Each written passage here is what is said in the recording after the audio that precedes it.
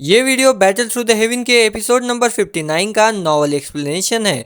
Scenes आगे पीछे हो सकते हैं लेकिन स्टोरी लाइन यही रहेगी। और अब बिना किसी देरी के वीडियो को शुरू करते हैं। तो हमने पिछली एपिसोड में देखा था कि यूनशेन को अपना एक्सोयान बहुत बुरी तरह मार रहा था और तभी यूनजू जोर से चिल्लाती है कि छोड़ दो। उसे देख के यार अपना एक्सोयान हवा में रुक जाता था और उसे रुका हुआ देख के सारे लोग डर चुके थे क्योंकि यूनशेन को मारने का बस यही एक मौका था। और अगर यूनशेन को अभी नहीं मारा गया तो आगे चल के यार वो सबको मार डालेगा। इस वजह से सब लोग डर गए थे लेकिन मास्टर जानते थे कि अब एक्सोयान नहीं रुकने वाला। जिसके बाद अपना एक्सोयान जोर से यूनजुन के ऊपर चिल्लाता है कि आज तक इसने जितने भी कांड किए तब तुमने इसे नहीं रोका और अब मैं इसको खत्म करने वाला हूँ तब तुम मुझे कह रही हो कि रुक जाओ। ये कैसा इंसाफ है। और एक्सोयान को इतने ज्यादा गुस्से में देख के यूनजू चुप हो जाती है और नीचे बैठ जाती है। जिसके बाद अपना एक्सोयान यूनशेन को एक एक मुक्का मारने लग जाता है। ये मेरे पापा के लिए, ये मेरे भाई के लिए, ये मेरे परिवार के लिए। और अपना एक्सोयान इतनी ज्यादा पावर से मार रहा था कि उसके हाथों की हड्डियां चूर चूर हो रही थी क्योंकि यूनशेन का जो शरीर है वो दोजोंग का है और या उसकी हड्डियां लोहे से भी बहुत ज्यादा, यानी तुम सोच सकते हो कि डायमंड से भी बहुत ज्यादा मजबूत थी। और एक्सोयान जिस तरह उसे मार रहा था उसके हड्डियों की यार चूरा हो रहा था, उसके हाथ पूरी तरह टूट रहे थे जो देख के सब लोग डर चुके थे कि एक्सोयान उसे मारने के लिए अपने आप को भी इतना ज्यादा चोट पहुंचा रहा है। जिसके बाद जब एक्सोयान को लगता है कि यूनशेन अब मरने वाला है क्योंकि यार यूनशेन की हालत इतनी ज्यादा खराब हो चुकी थी, वो अधमरा हो चुका था और तड़प तड़प के अब मरने ही वाला था। इसी वजह से एक्सोयान उसे छोड़ देता है और एक्सोयान की दौदी एक साथ यार एग्जॉस्ट होने की वजह से अब वो नीचे गिरने वाला था। अब यूनशेन के साथ साथ अपना एक्सोयान भी नीचे गिरने ही वाला था लेकिन मास्टर वहां आ जाते हैं और उसे पकड़ लेते हैं। और उसके बाद मास्टर उसे कहते हैं कि तुम्हारी ये चोट अब बहुत जल्दी ठीक नहीं होने वाली। जिसके बाद अपना एक्सोयान चिल्लाते हुए कहता है कि मास्टर उसकी बॉडी पकड़ लीजिए, यूनशेन की बॉडी को ले लीजिए, ये एक दोजोंग की बॉडी है और जब मैं यार आपकी बॉडी को इसमें डालूंगा तब ये बहुत ज़्यादा काम आएगी। जिसके बाद अपना यूनशेन यानी अपना मास्टर यावला यूनशेन के पास जाने ही वाला था कि वहीं पे प्रोटेक्टर वो आ जाता है और यूनशेन को अपने हाथ से उसका सर पकड़ लेता है, उसकी यार सोल को बाहर निकालने लग जाता है जो देख के सब लोग डर जाते हैं। यहाँ तक कि यूनशेन के जो आदमी थे उन्हें लग रहा था कि प्रोटेक्टर वो तो यूनशेन का फ्रेंड है लेकिन मास्टर बताते हैं कि ये हॉल ऑफ सोल वाले किसी के भी फ्रेंड नहीं है। यो देख के भाई यूनरन भी जोर से चिल्लाती है कि तुम क्या कर रहे हो। जिसके बाद प्रोटेक्टर वो अपने मन में कहता है कि अगर आज मैं मास्टर यावलाओ की सोल को यार हॉल ऑफ सोल में नहीं लेके गया तो मुझे प्रोटेक्टर की पदवी से हटा देंगे या फिर उससे भी बुरा ये लोग मुझे मार सकते हैं। इसलिए आज कुछ भी हो जाए मुझे यार मास्टर यावलाओ की जो सोल है उसे लेके तो जाना ही होगा। जिसके बाद प्रोटेक्टर वो क्या करता है कि अपने भौताल पूरी तरह अपना ऑरा फैला लेता है, उसके बीच में यार अपने यूनशेन की सोल निकालने लग जाता है। और ये टेक्निक इतनी ज़्यादा बुरी थी कि यूनशेन तड़प तड़प के उसकी इतनी ज़्यादा चीखें निकल रही होती है कि लोग उसे देख के पूरी तरह डर जाते हैं। जिसके बाद यार अपना एक्सोयान कोशिश तो करता है उठ के यूनशेन की बॉडी को बचाने की लेकिन अपना एक्सोयान पूरी तरह एग्जॉस्ट हो चुका था। मास्टर उसे एक जगह रख देते और कहते हैं कि मैं उसे देख लूंगा। और मास्टर का चेहरा पूरी तरह उतरा हुआ था जो देख के एक्सोयान समझ जाता है कि मास्टर अब अपने आप को कुर्बान करने के बारे में सोच रहे हैं। जिसके बाद एक्सोयान कहता है कि आपको ऐसा कुछ भी करने की ज़रूरत नहीं है, हम यूनशेन के पूरे आदमी तो ख़त्म हो ही चुके हैं, अब हम जीतने ही वाले हैं। जिसके बाद अपना मास्टर यावलाओ कहता है कि हमारे लिए मुसीबत यूनशेन के आदमी नहीं है, अगर हमारे लिए कोई मुसीबत है तो ये प्रोटेक्टर वो है और फिलहाल इसे मैं ही रोक सकता हूँ और तुम हम दोनों के बीच में मत आना। और एक्सोयान बहुत ज़ोर से चिल्लाता है कि मास्टर ऐसा मत कीजिए, मैं आपके बिना कुछ भी नहीं। जिसके बाद मास्टर कहते हैं कि मुझे जो भी तुम्हें सिखाना था मैं तुम्हें सिखा चुका हूँ और अब तुम्हें खुद ही ताकतवर बनना होगा और एक दिन ऐसा ज़रूर आएगा जब तुम हॉल ऑफ सोल या उससे भी ज़्यादा पावरफुल बन जाओगे और तब तुम हॉल ऑफ सोल को तबाह कर देना। जिसके बाद अपने मास्टर यार प्रोटेक्टर वो की तरफ बढ़ने लग जाते हैं, तभी प्रोटेक्टर वो उस ऑरा में से बाहर निकलता है जिसके अंदर उसने यूनशे की पूरी यार सोल को एब्जॉर्ब कर लिया था। और प्रोटेक्टर वो कहता है कि अब यूनशेन तो मर चुका है और अब मुझे उसकी कोई ज़रूरत नहीं और अगर ये मर चुका है तो मुझे यार तुम्हारे यूनशेन की भी कोई भी यूनशेन के जितने भी एल्डर्स थे उनकी भी कोई परवाह नहीं और मैंने उन एल्डर्स को जो कुछ भी दिया था अब वो वक्त आ चुका है कि मैं उनसे ये चीज़ छीन लूँ। जिसके बाद वो एल्डर्स समझ जाते हैं कि प्रोटेक्टर वो अब हमारी भी सोल को एब्जॉर्ब करने वाला था, क्योंकि यार प्रोटेक्टर वो माना कि यूनशेन की सोल को एब्जॉर्ब कर लिया था, लेकिन वो इतना भी पावरफुल नहीं था कि वो मास्टर याओलाओ को हरा सके। इस वजह से उसे यार पूरे के पूरे यूनशेन के अंदर जितने भी यूनशेन के जितने भी एल्डर्स थे उन सबकी यार सोल चाहिए थी। जिसके थोड़ी देर बाद अपना प्रोटेक्टर वो उसके आसपास एक वैक्यूम बनाता है, जिसमें यार सारे के सारे यूनसेट के यार एल्डर्स जो खींचे तरे आ रहे थे, जिन्होंने भी प्रोटेक्टर वो से पावर ली थी। अब इस वैक्यूम का ज़्यादातर हिस्सा किसी और बंदे पे नहीं हो रहा था, ये वैक्यूम सिर्फ उन्हीं लोगों को तंग कर रहा था जिन्होंने यार प्रोटेक्टर वो से पावर ली थी, और जिन्होंने भी ये पावर ली थी वो उनकी तरफ खींचा चला आ रहा था, उनकी सोल निकल रही थी। और यार धड़ाधड़ यार प्रोटेक्टर वो एक एक बंदों की सोल खींच रहा था और बहुत ज़्यादा पावरफुल बन रहा था। और यही युनजू के ऊपर जो उसकी डॉकी के ऊपर सील लगाई गई थी, यूनशेन ने लगाई थी, वो भी अब हट चुकी थी, क्योंकि यार यूनशेन मर चुका है। अब युनजू अपनी पूरी ताकत लगा के एक बहुत बड़ी सॉर्ड को यार समन करती है और प्रोटेक्टर वू पे हमला करते हैं, लेकिन प्रोटेक्टर वो अपनी पावर की मदद से उसे बस एक हाथ से रोक लेता है और यार उस सॉर्ड को तोड़ देता है। जिसके बाद वो मास्टर की तरफ बढ़ता है और ओरा उसके फैलाए गए ओरा में से जब वो बाहर निकलता है तो उसके पूरे शरीर के ऊपर एक आर्मर चढ़ा हुआ था, और उस आर्मर के अंदर यार उसने जितने भी लोगों की सोल ली थी ना, उन लोगों के चेहरे दिख रहे थे।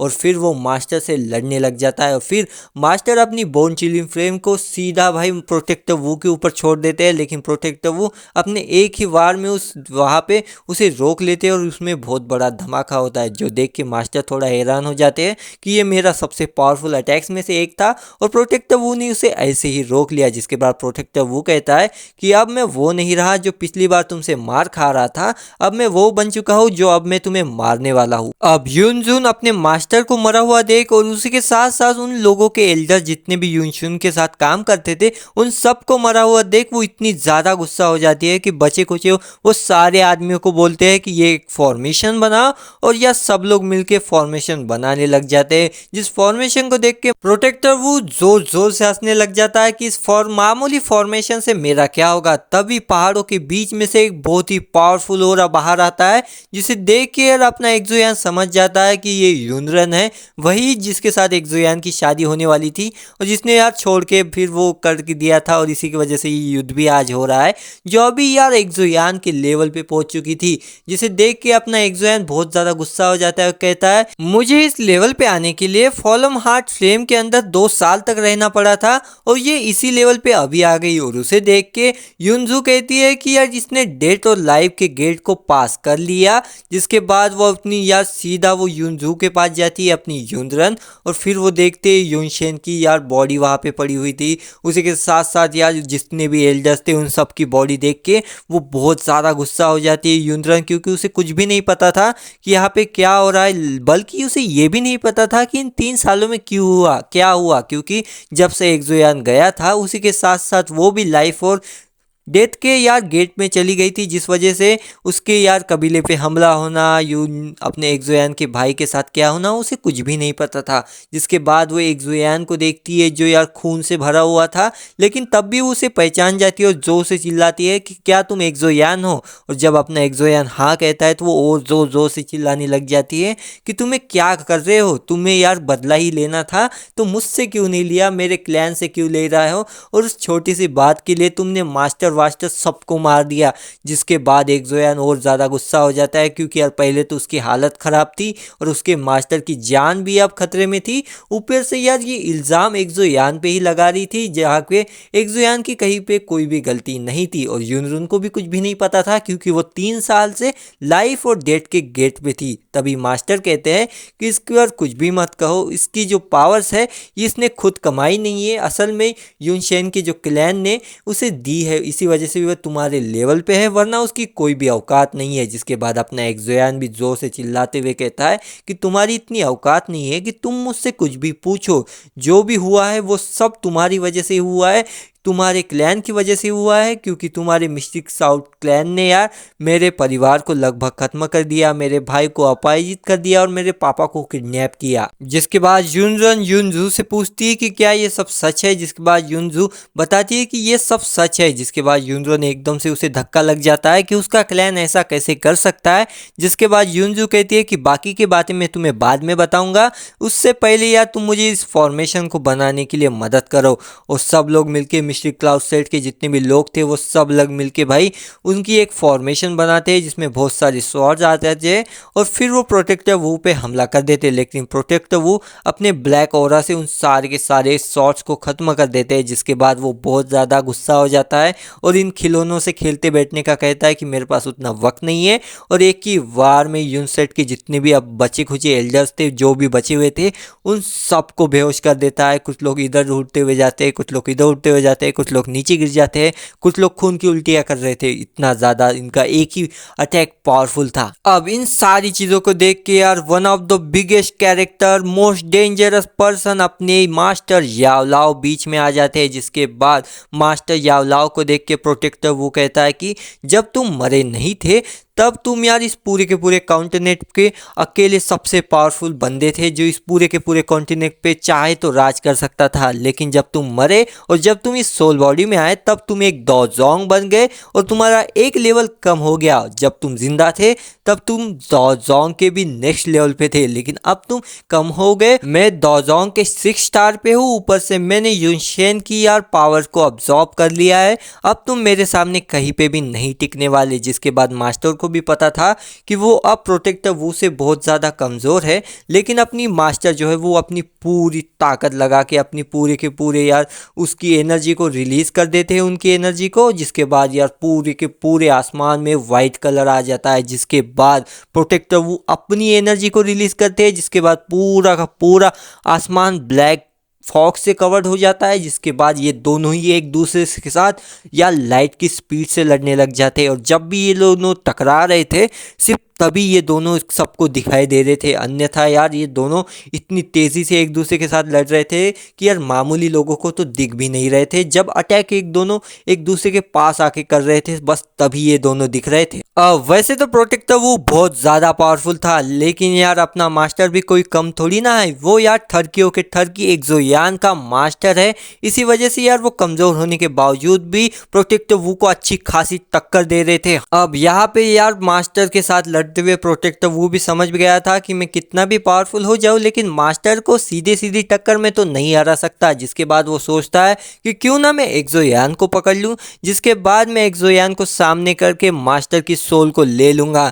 जिसके बाद यार प्रोटेक्टर वो अपनी फुल पावर में यार अपनी फुल स्पीड में एक्सोयान के ऊपर बढ़ने लग जाता है, उसके पास जाने लग जाता है। जिसके पीछे यार मास्टर भी अपने कुत्ते कुत्ते चिल्लाते हुए उसके पीछे भाग रहे थे, लेकिन वो अब पूरी तरह थक चुके थे, एग्जॉस्ट हो चुके थे और यार वो अब कमज़ोर भी हो गए थे। इस वजह से वो प्रोटेक्टर वू की स्पीड को मैच नहीं कर पा रहे थे। तभी यार अपने एक्सोयान की तरफ आते हुए देख के प्रोटेक्टर वू को अपना आइस एम्परर और साइंड एम्परर उन दो एक्सोयान के सामने आ जाता है और अपना आइस एम्परर कहता है कि आज चाहे कुछ भी हो जाए मैं खुद मर ही क्यों ना जाऊँ, लेकिन यार उनके मास्टर और एक्सोयान को कुछ होने नहीं दूंगा।